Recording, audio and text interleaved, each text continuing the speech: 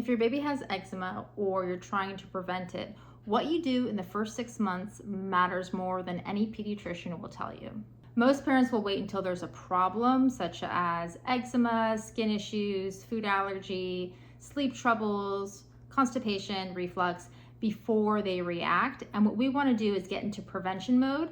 And if you're already there, what that also means is getting to the root cause of the problem instead of constantly addressing the surface level of the issue. In Chinese medicine, we call this the root and the branch. So instead of addressing the branch or the expression of the problem, we really want to get down to the root of the issue. Here's the thing, starting solids is not just about food. It really is about immune programming. And this comes down to nutrition, this comes down to exposure. And a lot of advice is either outdated or incomplete. Even if we're talking about gut health, so many parents that I work with whose babies have immune issues, they constantly refer to gut health, and gut health is the microbiome, but there's more to it than that. Beneath the gut, within the body, there is the immune system, and so that immune system is really key, both in gut integrity, but also systemic inflammation. The gut talks to the skin, the gut talks to the lungs. This is where we get atopic march from. Atopic march is the progression of eczema to food allergy to things like asthma and runny nose or hay fever. If your baby has eczema or signs of food allergy such as constipation or reflux, this video is going to save you time and worry about how to tackle these really common issues that do show up. What are the first steps to even getting to the root of the issue? We're going to talk about that. So here are the 3 most common mainstream mistakes that are made either because this is what you've been taught, your pediatrician didn't tell you, your friends told you X, Y, and Z. These are some mistakes that are very common, and we're going to name the mistake and then what to do instead. The first mistake is waiting too long to introduce key allergens. Here's the broad picture. Delaying allergens doesn't protect your baby against food allergy. Most pediatricians know this by now and they're on board because there's lots of science to back it up, which is that we want exposure to happen when beginning solids. If your baby has eczema, we actually want that exposure to happen a little bit sooner.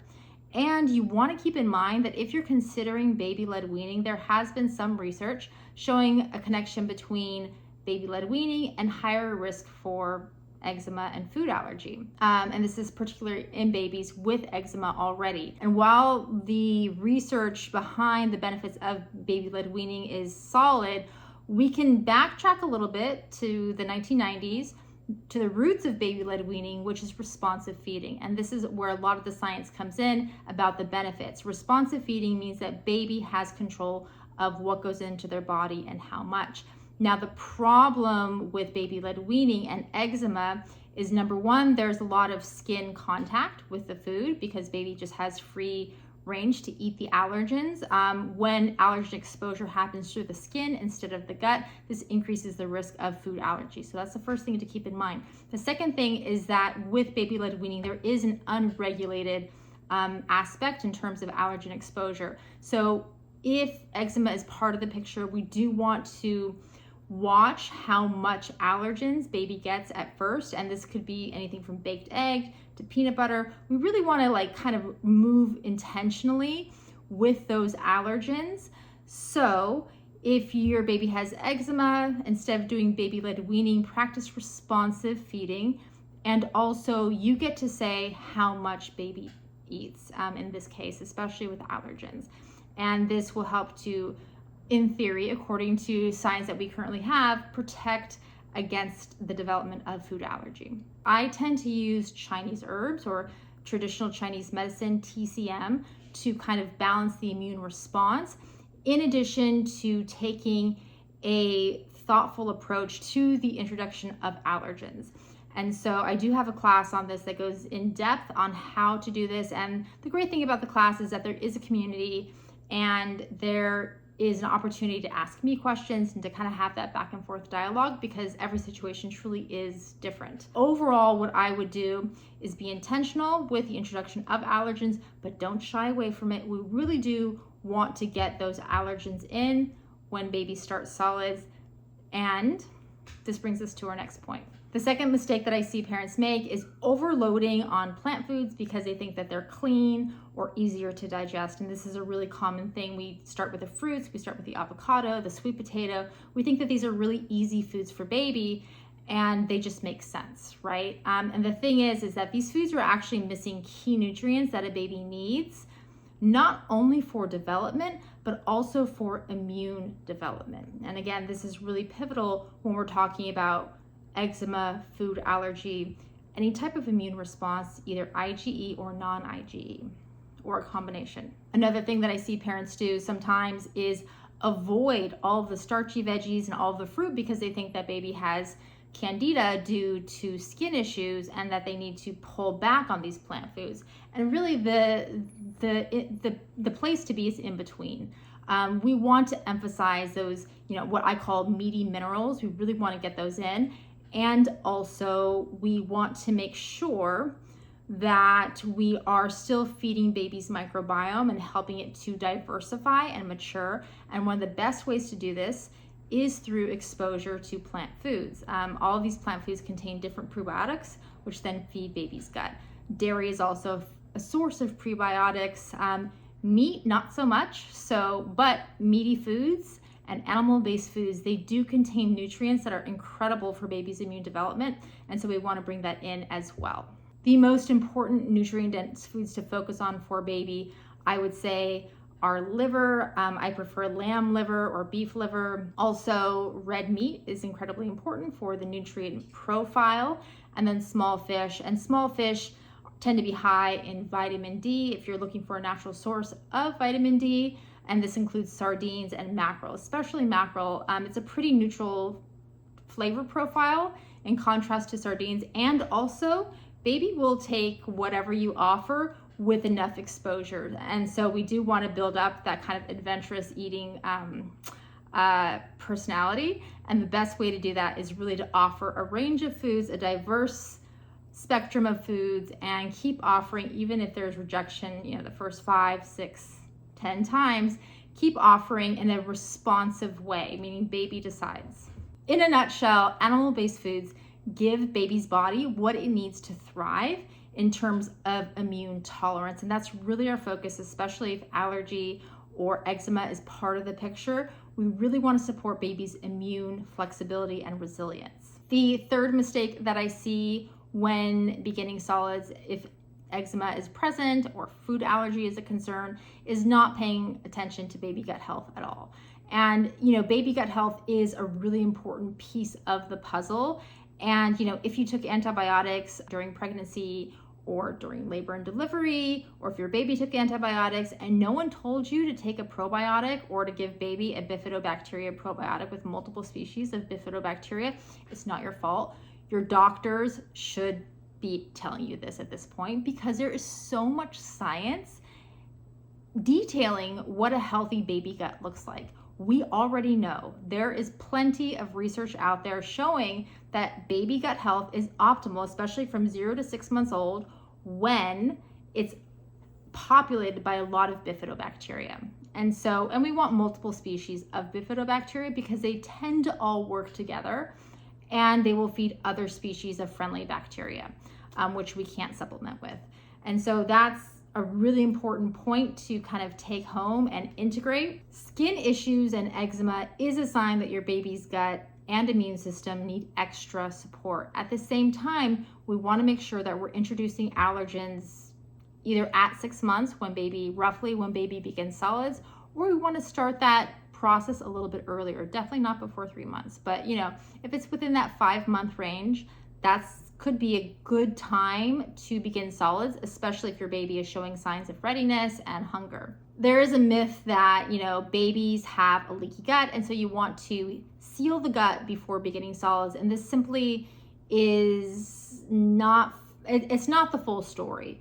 Essentially, babies are designed to have a leaky gut, and babies naturally have a leaky gut. This helps with immune programming. And also, if your baby has a lot of inflammation, then this truly is leaky. And so we really want to walk that fine line between, what's normal, healthy, and natural, and what is a problem. As I mentioned earlier, we bump into problems when key nutrients are too low, and this interferes with the optimal function of baby's immune system, or if baby doesn't have enough good bacteria in their gut. We want lots of bifidobacteria. And so again, the easiest way to do this is with a probiotic that contains multiple species of bifidobacteria. So to kind of wrap up that concept, we want baby's nutrition to be dialed in. This comes from mom. First and foremost, if you're breastfeeding. If baby's on formula, then formula's a little bit complete in terms of nutrition. If your baby is breastfed, there's a higher risk of a wider range of nutrient deficiencies. And that's because breast milk is naturally low in some nutrients like iron, for example. And so we do want to start solids really, at that 6-month mark. And we want to make sure baby's nutrition is dialed in for the optimal functioning of their immune system. If your baby was born via C-section, if your baby was exposed to antibiotics, if your baby's on formula, we also want to make sure that they're getting a prebiotic. GOS prebiotic is really fantastic. HMO prebiotic is really great, and this is because it feeds those bifidobacteria. We also want to do a bifidobacteria probiotic supplement. We need both. You need to send in the bacteria, the probiotics, the good guys, with some food, a little care package to make sure that they're really populating and growing. This has been shown in studies to be very important. And in fact, a prebiotic may be more important than the probiotic itself. So we really do want to keep that in mind, that prebiotic is incredibly important. Prebiotic, probiotic, if baby was born via C-section, if baby was exposed to antibiotics, or if baby is taking formula. When it comes to eczema and skin conditions and food allergy, it's not about being super crunchy or natural or perfect. It's really about stacking the odds in your baby's favor. And a lot of parents don't even know that they can do this. And this is really frustrating. But, your doctor didn't tell you. And you're doing everything that your doctor says because you want to take the best care of your child. And it really comes down to sometimes self-educating. And that's where we're at right now, where there is a gap, unfortunately. And I really see pediatricians at some point stepping up and making this clear to parents. But, again, there's so much science backing the use of bifidobacteria probiotics. There's so much science supporting the use of GOS. This is why a lot of baby formulas have it. HMOs are incredibly important. And then nutrition. Everything that I've said, it comes from science and papers and research. If you would like to know more about that, you can take my class on first foods. I go into the science and I'm really detailed oriented when it comes to breaking down exactly what to do and how to do it. And again, there is a community group as well that will give you that support that you may need or seek, really to just have that confidence when first beginning solids and introducing allergens, because that can be a really tough time. You can also work with me directly, especially if your baby has ongoing eczema. I really do appreciate and like using traditional Chinese medicine. That is the backbone of my approach. When it comes to eczema, I get the most benefit and the best result when I'm using Chinese herbs to help the immune system do what we want it to do.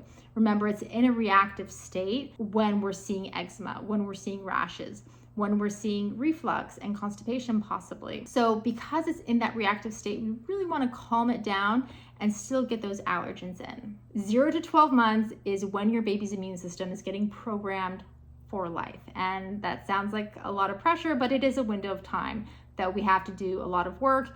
And you can always go in with Chinese medicine afterwards and make a positive impact. But ideally, we're really working within that window, and less is more. So if we can accomplish that with, some probiotics and some good nutrition, why not?